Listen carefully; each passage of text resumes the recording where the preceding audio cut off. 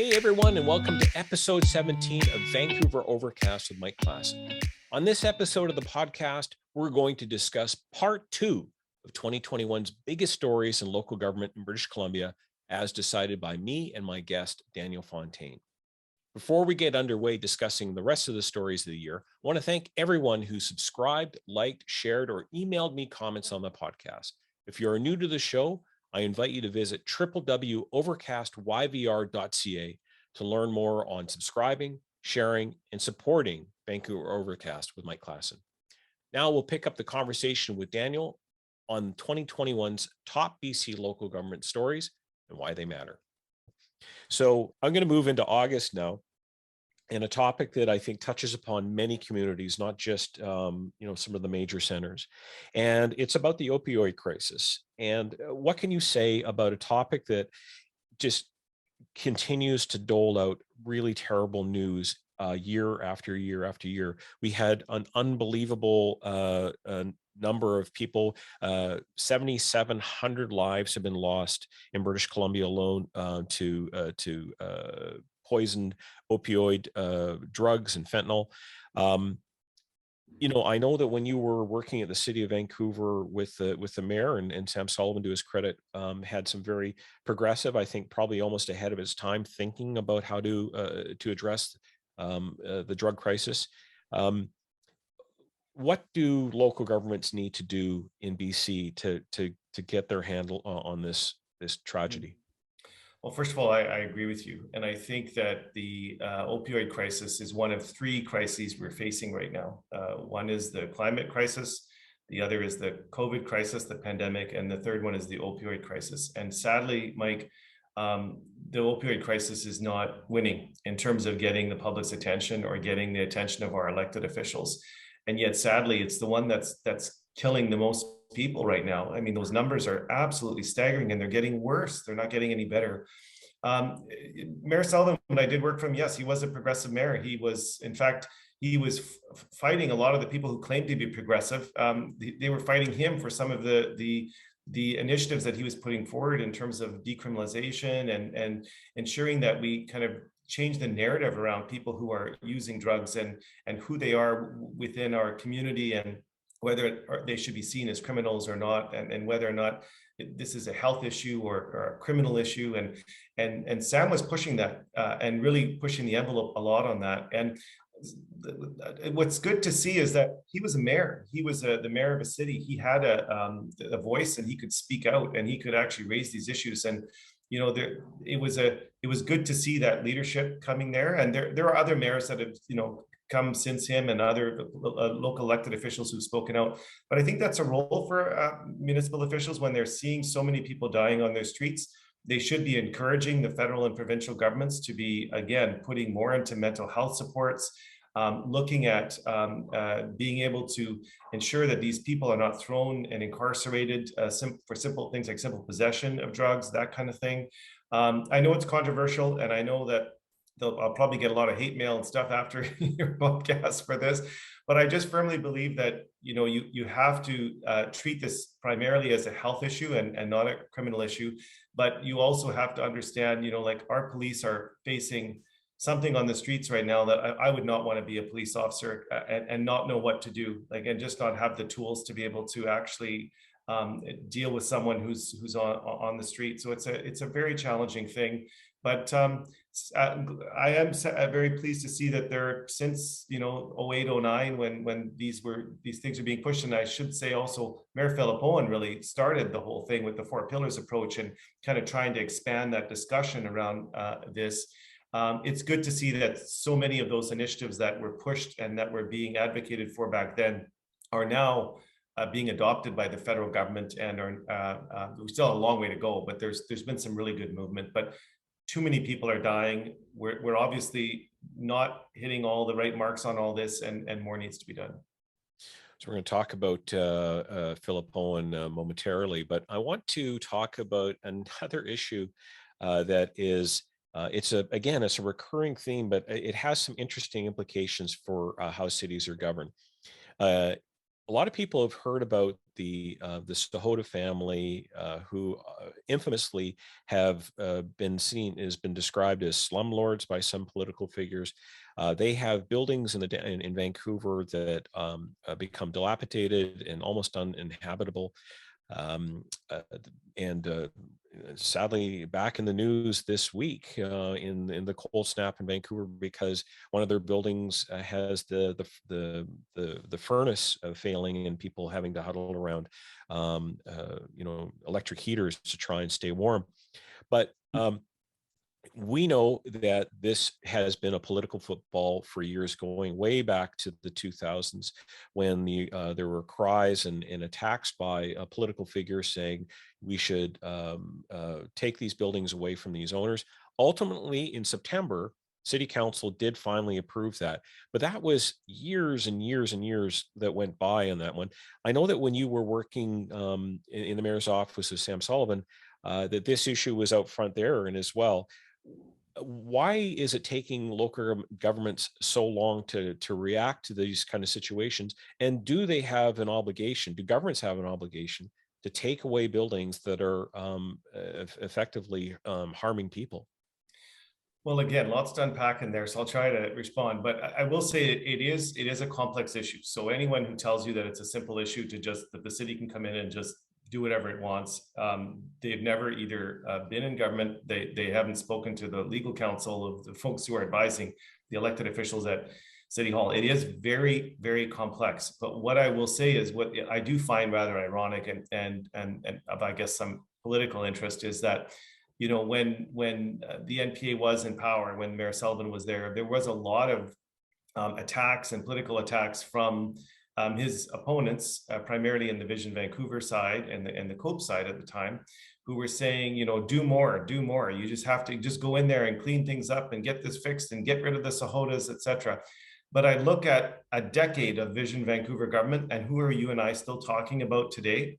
The Tsleil-Waututh family, who are back in the news again. So even after a decade, 3 elections, where they won, Vision Vancouver was unable to tackle this issue with a vast majority. So it is complex, Mike. And part of the problem is that, you know, the city should be going down, and where there are violations and where people are not adhering to basic things like heating and lighting, etc., the city has a full role and should be going in there and inspecting the buildings to make sure that they meet minimum standards. Absolutely, 100%. The flip side to that is they can go and shut down all these buildings. But I ask you the question, and this is the question that all elected officials, whether they be COPE or Vision or One City or whomever, where do these people go? Do you shut these buildings down and put them out on the street? And is that the solution? And I think that's, you know, where I think former housing minister Rich Coleman was going with all of this in terms of buying some of those SROs and buying the land and reinvesting, is we need to build that capacity first to be able to move these individuals into these more appropriate housing venues. But in the absence of that, all you're going to do by shutting down that building is effectively moving all these people out onto the street. Now, do I think it's as simple as just saying you can't do anything? No, there are things you can do. There have been some cases where the city's gone in, it has fined, it has gone in and done some of the work itself, and charged the landowner. And I think the city should be creative where they can be and go in there and do that stuff. But I think they should be really careful about going in, and I've seen it happen to, like I said, many governments where they speak a good talk, but when they get in there, they realize that if they really go hard, they're going to have literally thousands of people out on the street, and they're going to make the problem even worse. And so it is complex, Mike. I wish I could tell you there was a silver bullet, but I didn't see it when I was there, and I know Vision didn't see it when they were there for 10 years. But I think there are some solutions that have been tried, and we have to continue that. But ultimately, it's about building better housing, building more housing, and making sure that when people are requiring that housing, that it's there when they need it. So we're going to now get up to October here, and there's one big story, but I also wanted to mention that the fact somebody we just mentioned, Mayor Philip Owen, who passed away at 88 years old, and there was a really interesting outpouring for Mayor Owen and his legacy. Maybe you could talk a little bit about why you think people were so emotional in a way.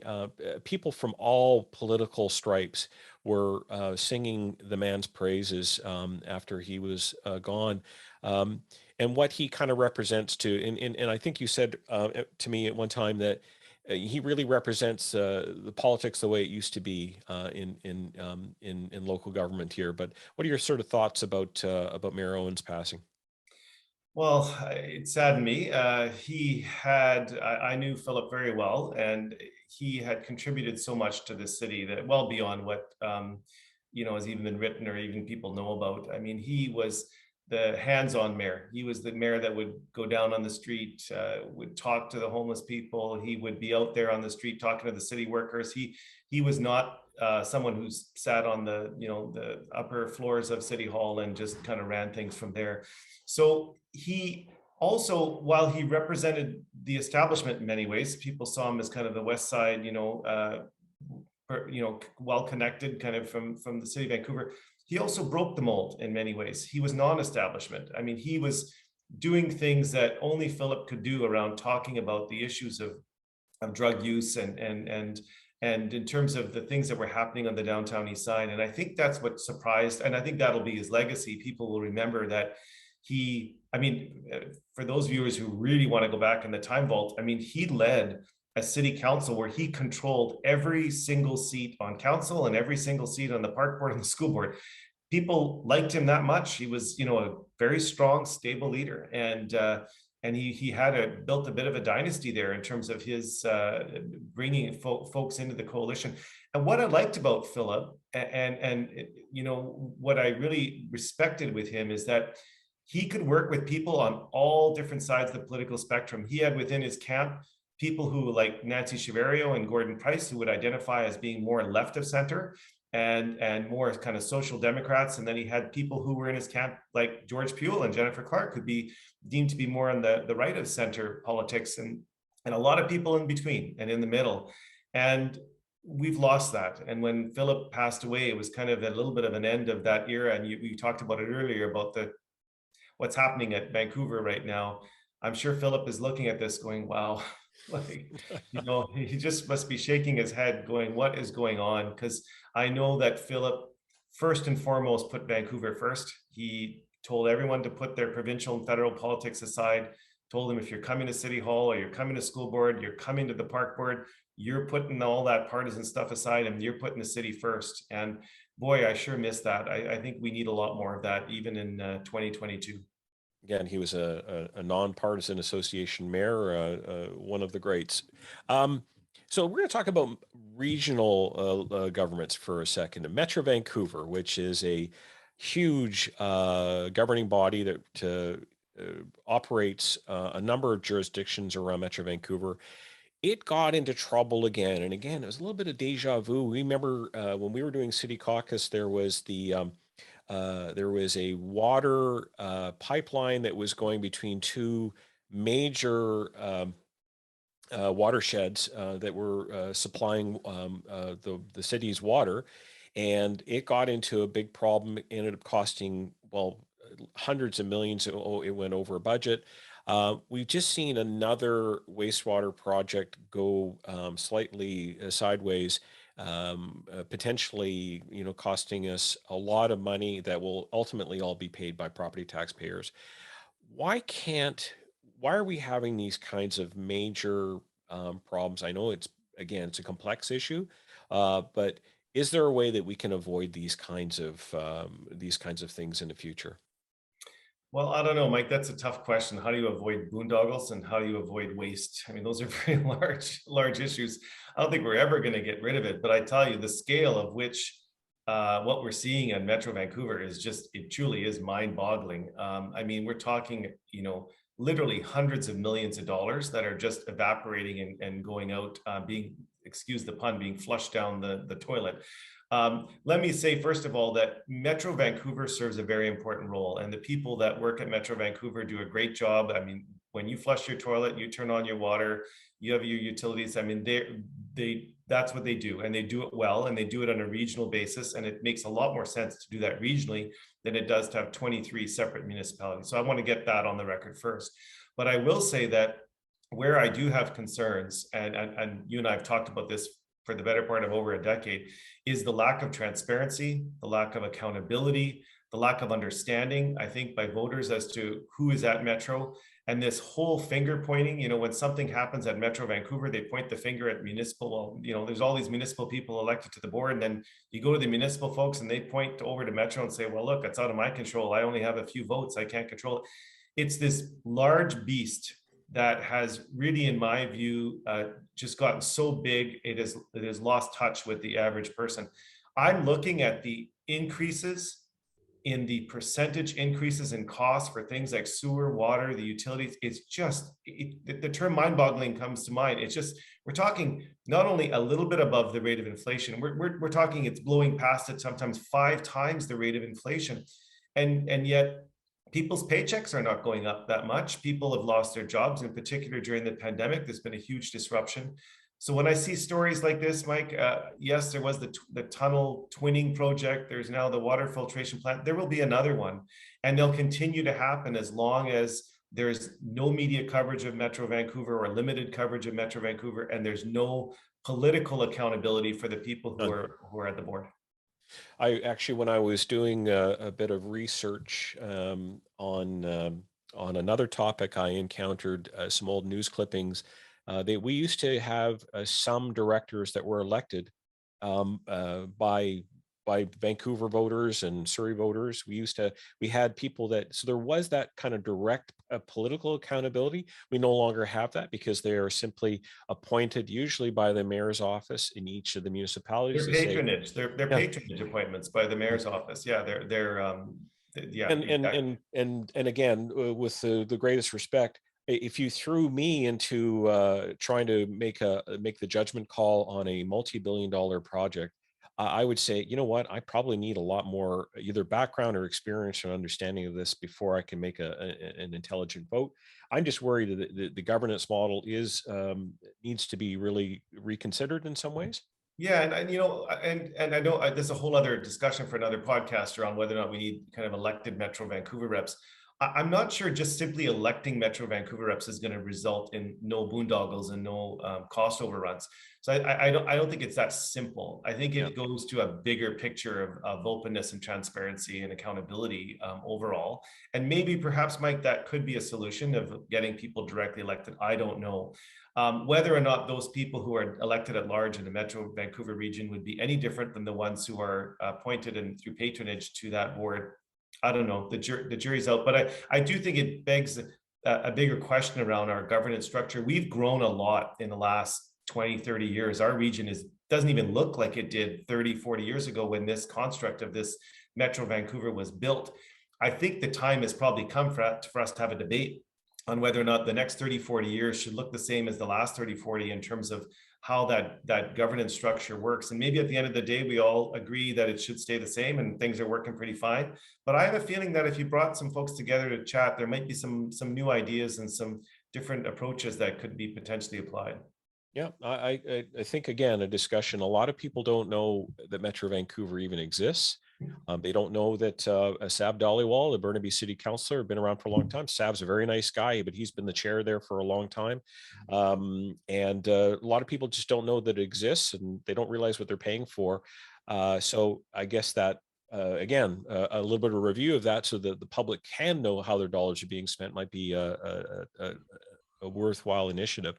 So I'm going to move into November, which was only 5 or 6 weeks ago, but boy, oh boy, we really it'll be a November that we'll always remember for a long time. The succession of bad weather that kept on happening through the fall that ultimately resulted in a huge triggered floods in several parts of Southwest British Columbia and on Vancouver Island as well, shutting down freeways, shutting off all the major transportation routes, including road and rail, into Southwest BC for many days. People were cut off by landslides. People were swept away. People died as a result of it. And a major artery through BC, the Coquihalla Highway, was broken in about 20 different spots, with bridges being washed out. Unbelievable damage that resulted from this. What we did see was an interesting debate that emerged around the role of local government versus the senior levels of government in terms of disaster response.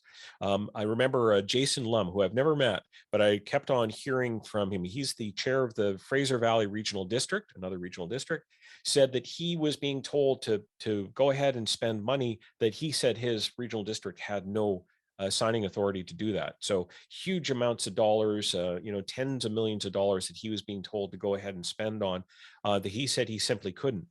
So the question is, if we look back on what happened with that disaster, was the role of local government, was local government the right place to make these kinds of decisions, or do we need to have a rethink about how that response works?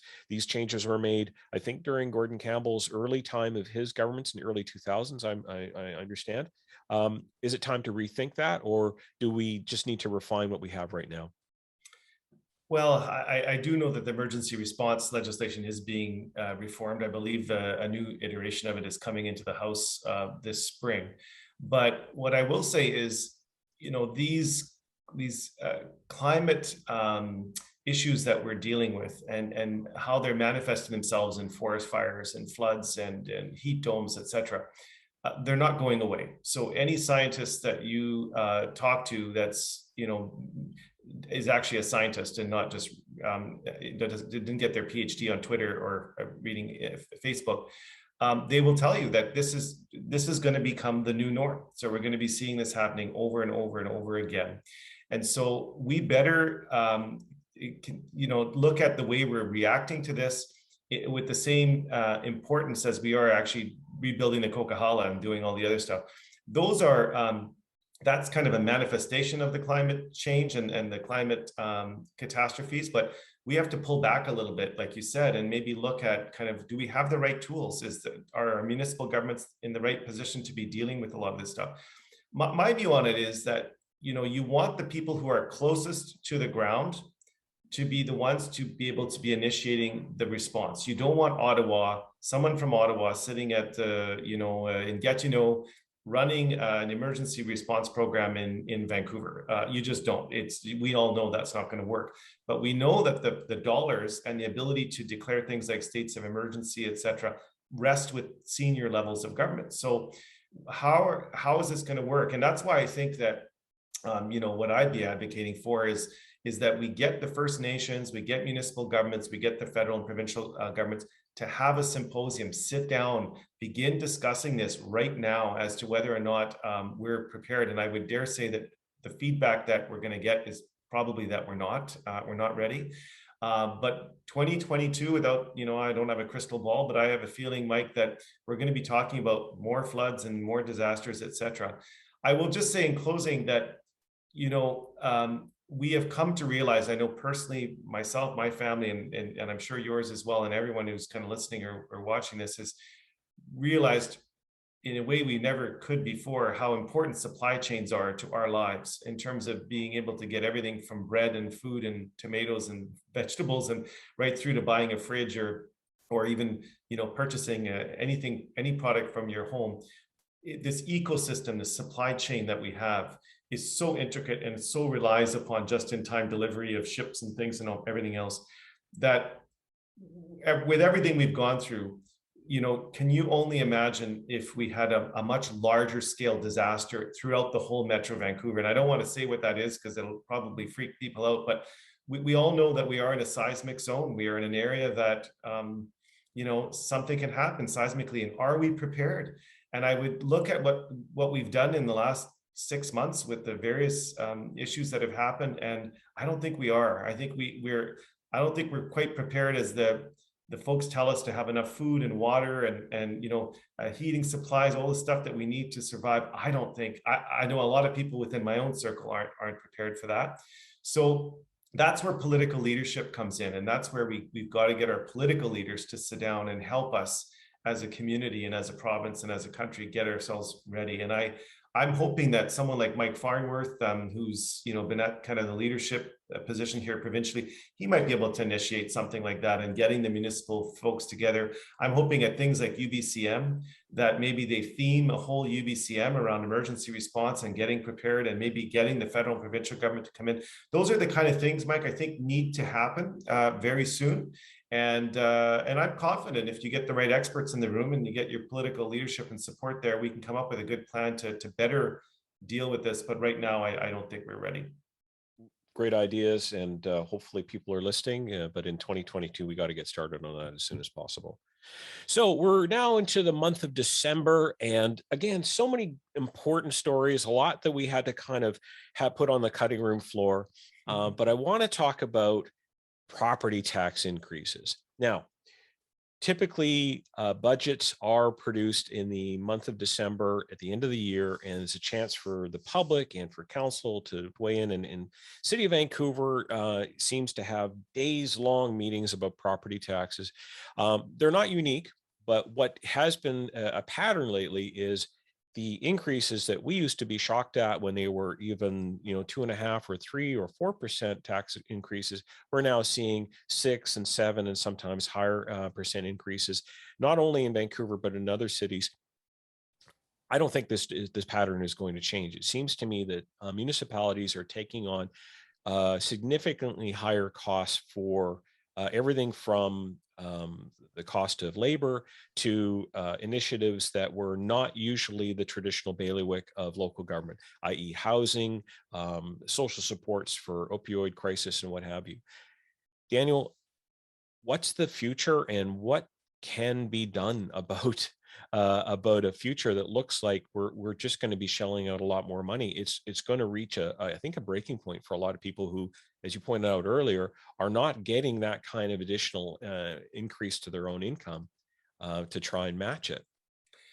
Well, Mike, I think, from my perspective, I think nobody likes tax increases. I don't think anybody that I know, or I don't think or anybody that's watching this likes tax increases. Nobody does. But yet, there's no shortage of demand for more services. There's no shortage of demand for municipal governments to do everything from A to Z to tackling climate change and dealing with truth and reconciliation. There's lots of issues that are coming at our municipal elected officials, and a lot of that comes with a price tag.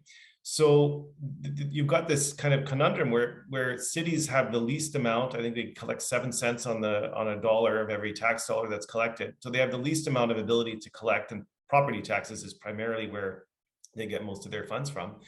And then there's this huge demand for more services and more of everything. But I think that, from a taxpayer perspective, if they feel they're getting value out of the additional services, so if they feel, or the cost, if they feel there's a value there commensurate with that 2 or 3 or 4% increase, I think you've seen, Mike, that, you don't see people protesting at City Hall. You don't see people kind of, there are people who are not going to be happy for sure.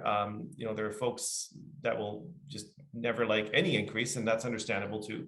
But I think where we're facing a bit of a challenge moving forward is we've been living, Mike, in an era of 2% inflation. And that means that basically people's grocery bills and their gas bills and everything else have been going up relatively about the same as their paychecks. That's out the window. We're now dealing with a federal government that, who would have thought, is spending what, $300-400 billion this year? Like just only 4 years ago, that would have been preposterous to think about that. So they're pouring in lots of money into the economy.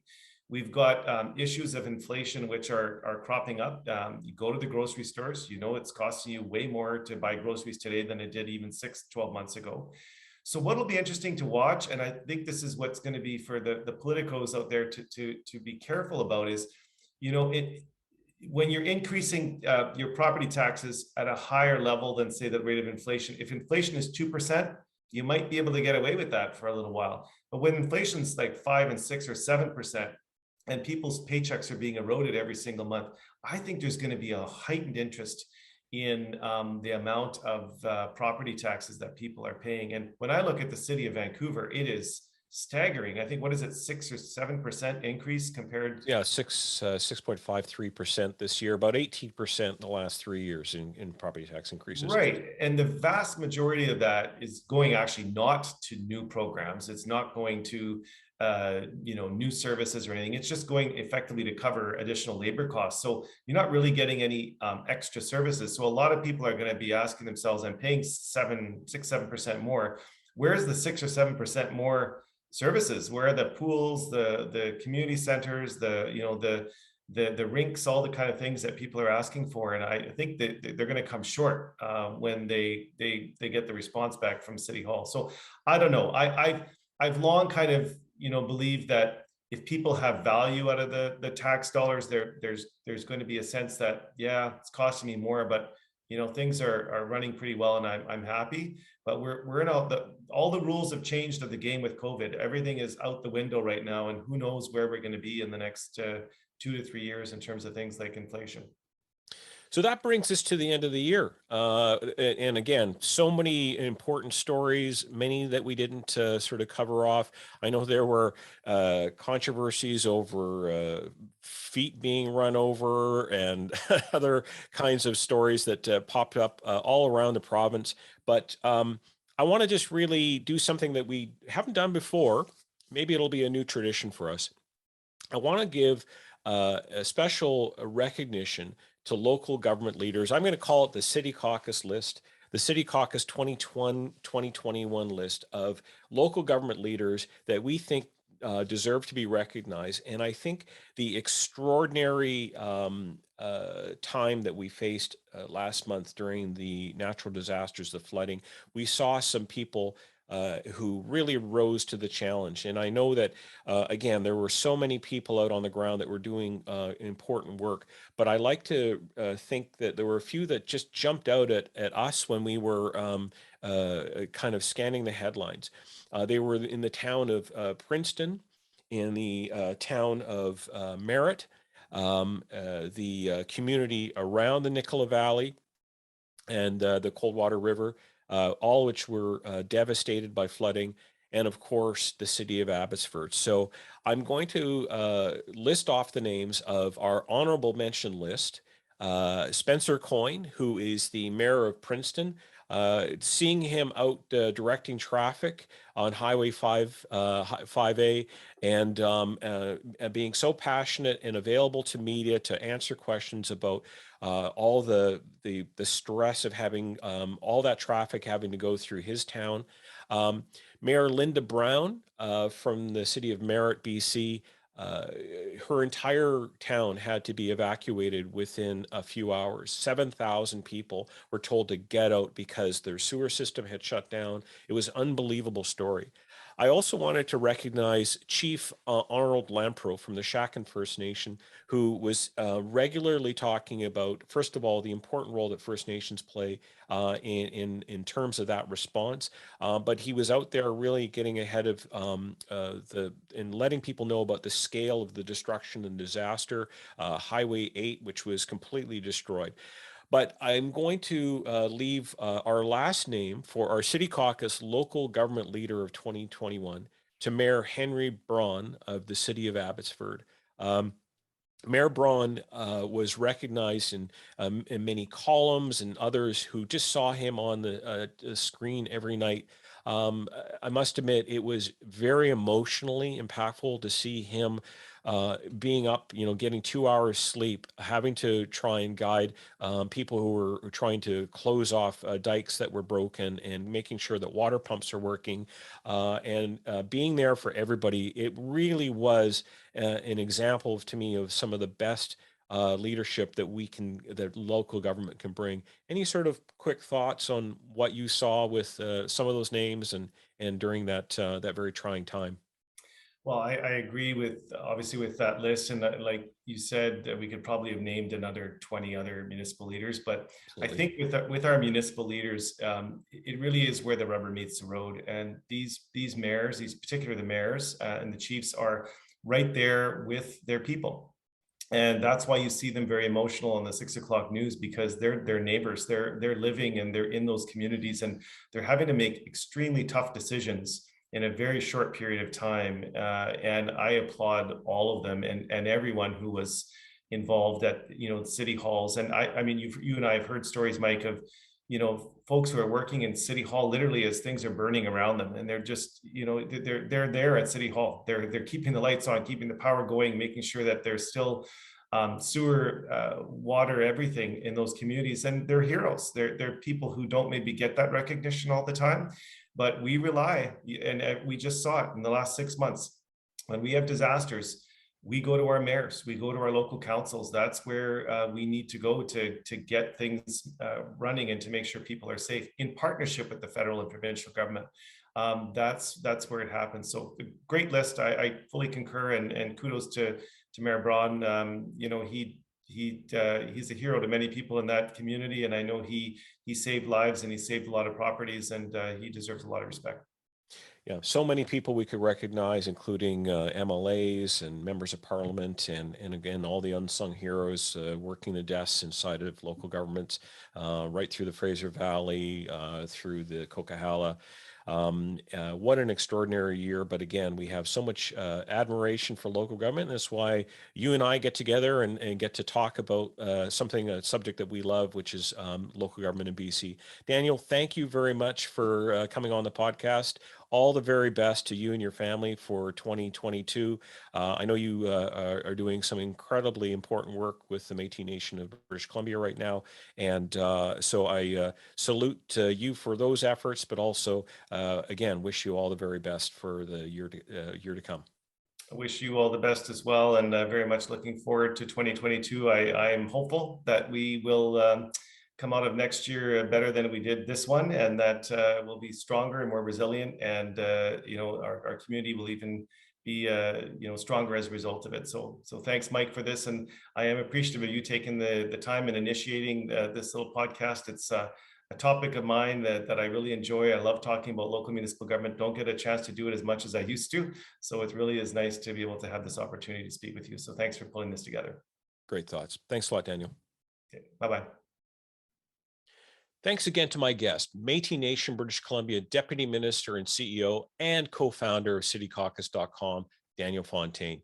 It was great to discuss a topic that we're both so passionate about. To my listeners, I ask that you kindly like, share, and rate the podcast. Visit www.overcastyvr.ca to learn more about how you can support Vancouver Overcast with Mike Klassen. See you next time.